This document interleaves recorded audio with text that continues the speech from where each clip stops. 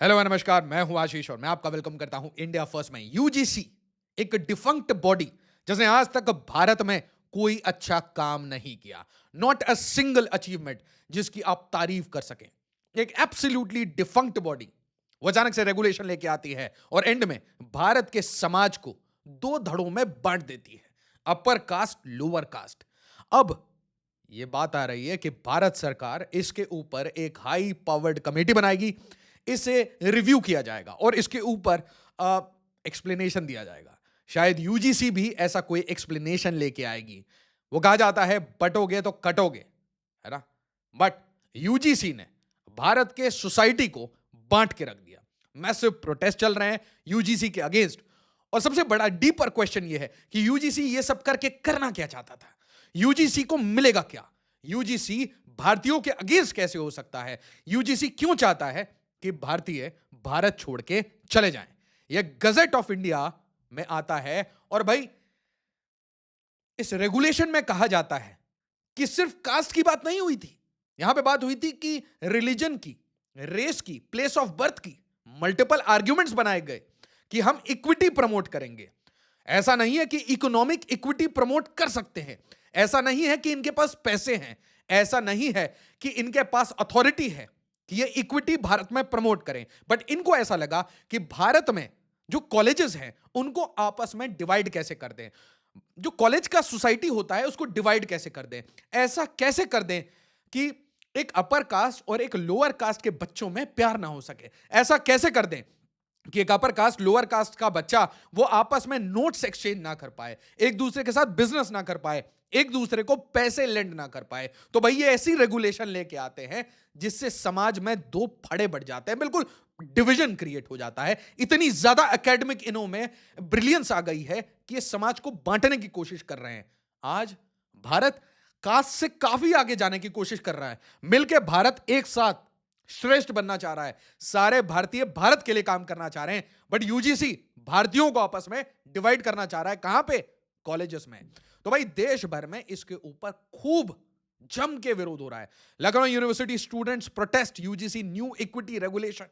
Plea challenge किया जा रहा है। और यहां पे देखिए, the plea filed by Vineet Jindal said that new UGC regulation argued that exclusionary, asymmetric and caste specific definition of caste based discrimination denied equal opportunity of law to a substantial section of citizens solely on the base of caste। जब regulation में सामने ये कहा गया था कि ये religion के ऊपर होगा, ये रेस के ऊपर होगा, बहुत सारे आर्ग्यूमेंट्स थे। और सही बात है, डिस्क्रिमिनेशन हर जगह है। तो फिर ये जो रेगुलेशन इतना दिमाग लगा के यूजीसी लेके आया है, ये सिर्फ कास्ट के ऊपर क्यों है? और अब इसके ऊपर क्लैरिफिकेशन आ रही है कि भाई UGC too soon clarify the new regulation. और ये मुझे नहीं पता कैसी क्लैरिफिकेशन होगी, बट इसके बाद बोला जा रहा है कि सेंट्रल गवर्नमेंट एक हाई पावर्ड कमेटी बनाएगी।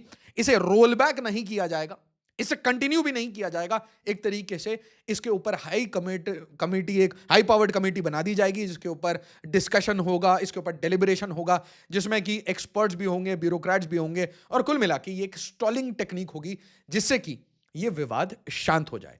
क्योंकि ये विवाद जितना बड़ा होता है उतना भारत आपस में डिवाइड होता है, उतना भारतीय आपस में डिवाइड होते हैं। और मैं आपको बता देता हूं ये स्ट्रक्चर बहुत ही बोगस है। आपको बताता हूं कैसे। Equal opportunity centre. देखिए, इक्वल अपॉर्चुनिटी तो तब होगी जब हर भारतीय स्टूडेंट के पास ये अपॉर्चुनिटी होगी कि वो पढ़ लिख सके। बचपन से स्कूल में जाए, स्कूल में जाने के बाद उसको टॉप ऑफ द लाइन किताबें मिले, top of the line teacher मिले, उनको लैपटॉप मिले, उनको डिजिटल एजुकेशन मिले, उनको अगर कोचिंग में जाना हो तो कोचिंग की सहायता मिले। और इन सब की चीजों के लिए चाहिए होता है पैसा, और पैसा यूजीसी नहीं दे सकता। खुद एक डिफंक्ट ऑर्गेनाइजेशन है जो कि भारत सरकार के सामने कटोरा लेके भीख मांगता है कि मुझे पैसे दे दो और मुझे डिसबैंड ना करो। और क्वेश्चन इससे बड़ा यह है कि क्यों ना यूजीसी को ही डिसबैंड कर दिया जाए, क्योंकि यूजीसी ही एक सड़ी हुई, बदबू आने वाली, एक ब्यूरोक्रेटिक सड़ी हुई पुरानी ऑर्गेनाइजेशन है जो कि मॉडर्न टाइम्स के हिसाब से इक्विप नहीं है। इनको न्यू लर्निंग टेक्नोलॉजीज के बारे में अभी कोई आइडिया नहीं है। एक टॉप लेडन ब्यूरोक्रेटिक हेवी पुरानी आदम जमाने की एक ऑर्गेनाइजेशन चल रही है जिसकी कोई यूटिलिटी नहीं है। और भारत के इंडिपेंडेंस के बाद से आज तक कोई ऐसा सिग्निफिकेंट काम इन्होंने नहीं किया एक्सेप्ट मैं आपको बता दूं, वही एक ही काम जिनके ऊपर ये माहिर है। इक्विटी कमेटी बनाएंगे ये। ऐसी इक्विटी कमेटी सबसे पहले यूजीसी के ऑफिस में बनानी चाहिए कि क्या यूजीसी के ऑफिस में इक्विटी है, क्या सारे लोगों के साथ कोई डिस्क्रिमिनेशन तो नहीं होता। और हां, यहां पे कास्ट बेस मत करिएगा, यहां पे रिलीजन बेसिस भी करिएगा, यहां पे वो रीजन बेसिस भी करिएगा, लैंग्वेज बेसिस भी करिएगा। हम तो अब तो भारत ये देखना चाहता है कि यूजीसी के अंदर कहीं इक्विटी की कमी तो नहीं है, क्योंकि भारत में तो इक्विटी ला नहीं सकते। खुद के अंदर जरा देख लिया जाए कि यूजीसी ने आज तक किया क्या है। तो भाई ये chaired by head of institute, और मैं तो कहता हूं भाई एक एक्सटर्नल ओम्बड्समैन लाके बिठाना चाहिए इनकी इक्विटी कमेटी में। स्टूडेंट्स को ही देखना चाहिए कि क्या यूजीसी में इक्विटी है या नहीं है। इक्विटी एम्बेसडर बनाएंगे, इक्विटी एम्बेसडर बनाएंगे कि भाई कोई किसी को प्रपोज ना कर दे, कोई किसी के बीच में कोई प्रेम ना हो जाए, कोई किसी के साथ नोट्स एक्सचेंज ना कर दे, कोई मिलके साथ में प्रोजेक्ट ना कर ले, कोई साथ में बैठ के स्टार्टअप ना कर दे। और भाई अगर उसमें कोई आहत हो गया तो भाई केस कर दो, इक्विटी एम्बेसडर के पास चले जाओ, किसी कमेटी के पास इक्विटी स्क्वाड को बुला लो, इक्विटी स्क्वाड आपको हैंडल कर लेगी। क्या कर रखा है, बच्चों को किस लेवल पे बांटना है, क्यों बांटना है, इससे क्या फायदा मिलेगा, इससे क्या भारत में नए स्टार्टअप्स बनेंगे, इससे क्या भारत में नए एंटरप्रेन्योर्स बनेंगे, इससे क्या एक्चुअली में भारत में इक्वालिटी आएगी। अगर इक्वालिटी चाहिए तो हर परिवार को, जहां पे बच्चे हैं, हर बच्चे को वो फाइनेंशियल पावरस मिलनी चाहिए कि वो best of the line education ले सके। ये इक्विटी और सिर्फ कास्ट बेस्ड डिस्क्रिमिनेशन है क्या भारत में? और कोई डिस्क्रिमिनेशन नहीं है। सिर्फ एक डिस्क्रिमिनेशन के बारे में यूजीसी को कैसे समझ आया? तो क्वेश्चन ये है, ये गाइडलाइंस किसने बनाई? और क्वेश्चन ये है कि जिसने ये गाइडलाइंस बनाई, क्या वो डीईआई से, अमेरिकन डीईआई से क्या वो इन्फ्लुएंस था? और क्या उसके कोई प्राइवेट इंटरेस्ट है क्या? क्या वो चाहता है किसी और को प्रमोट करना? क्योंकि भाई सीबीआई ने अनकवर किया है यूजीसी में मैसिव करप्शन। सुप्रीम कोर्ट ने बोला है ये जो एक्रीडेशन की जो पॉलिसी है इसमें मैसिव करप्शन है। एनएएससी में ब्राइबरी होती थी खुलेआम, सड़े हुए कॉलेजेस को प्रमोट किया जाता था, बिना इंफ्रास्ट्रक्चर वाले कॉलेजेस जिनके पास ना बस है, ना स्कूल है, ना टीचर्स है, उनको प्रमोट किया गया है। यूजीसी ने बेड़ा गर्क कर रखा है भारत के एजुकेशन सिस्टम का, और अब वो भारत के समाज को डिवाइड करना चाहता है।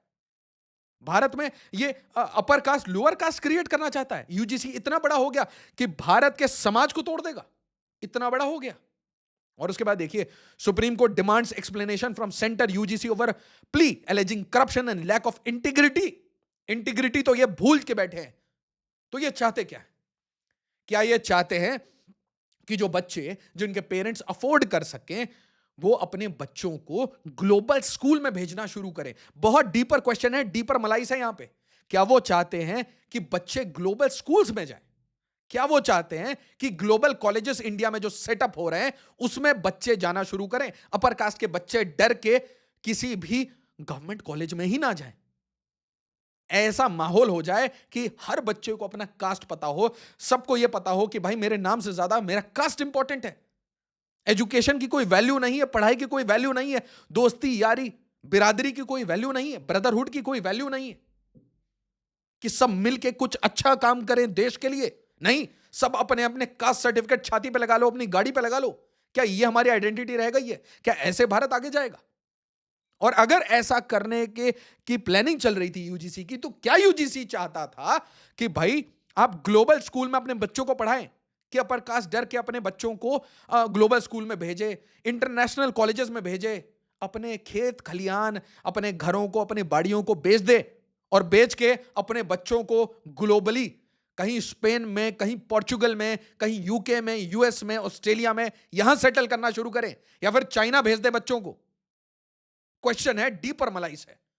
क्या चाहते हैं कि चाइना में पढ़ाएं बच्चों को, या क्या चाहते हैं कि ग्लोबल स्कूल में पढ़ाओ, ग्लोबल प्राइवेट यूनिवर्सिटी में पढ़ाओ, या फिर इंटरनेशनली भेज दो और फिर ग्लोबल कंपनी के लिए वो काम करें? क्योंकि आप ये रेगुलेशन भारत की सारी सरकारी इंस्टीट्यूट्स में लेके आएंगे कि बच्चा ऐसी इंस्टीट्यूट की प्रिपरेशन ही ना करे। कोशिश क्या थी? डीपर मलाइस है, मैं कह रहा हूं। यहां पे जिसने ये ड्राफ्ट किया है, जिसने ये ड्राफ्ट किया है, उसके अंदर डीपर मलाइस है। वो भारत के समाज को बांटने की कोशिश कर रहा था। इसके ऊपर एक थरो इन्वेस्टिगेशन होना एब्सोल्युटली मस्ट है। Government should come out, clarify and set the people जिसने यूजीसी में बैठ के ये गाइडलाइंस बनाई है, क्योंकि भारत को कास्ट के बेसिस पे बांटने की कोशिश की गई है बिल्कुल एक डॉक्यूमेंट से। और 13 तारीख को इतनी अर्जेंसी में इसे लाने की क्या जरूरत है? आप सोचिए, 26 तारीख को रिपब्लिक डे के टाइम में भारत यूनिटी का मैसेज देखता है। 13 तारीख से 26 तारीख तक सिर्फ एक डिबेट चला कि यूजीसी ने क्या कर दिया। तो क्वेश्चन यह है कि यूजीसी में वो कौन से मुलाजिम थे जिन्होंने ये गाइडलाइंस लाई ताकि भारत के समाज को बीच में से बांटा जा सके और इतनी ज्यादा मिसट्रस्ट क्रिएट हो जाए बिटवीन कम्युनिटीज। ये बहुत अनफॉर्चुनेट है। भारत को जुड़ के रहना है, एकजुट रहना है, मिलके भारतीयों को, भारत को महान बनाना है। इसे लाइक करिए, शेयर करिए, हाइप करिए। एज ऑलवेज, जय हिंद, जय भारत।